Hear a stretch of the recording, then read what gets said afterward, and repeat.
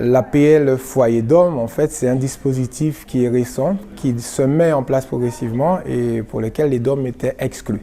Et c'est quelque chose qui peut changer pas mal de choses pour les bénéficiaires également, même pour les collectivités et les bailleurs sociaux.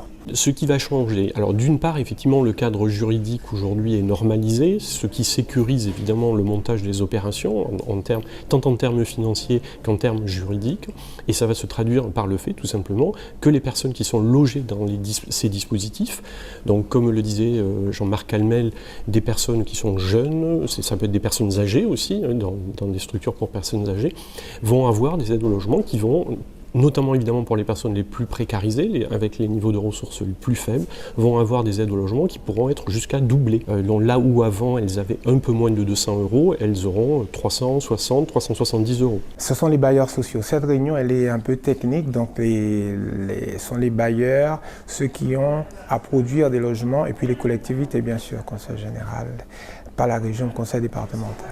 Ces dispositifs-là, ce sont des dispositifs qui sont le plus souvent montés par des bailleurs HLM et ils ont un rôle absolument essentiel dans la production, effectivement, de ce type de dispositifs. Et il y a un partenariat étroit entre les bailleurs HLM, globalement, et l'UNAFO, et de très longue date. Il manque une dernière étape qui est la signature des conventions APL. Ce sont des conventions qui sont établies entre l'État, les bailleurs HLM et les associations gestionnaires comme Accor, comme l'EFPA, etc.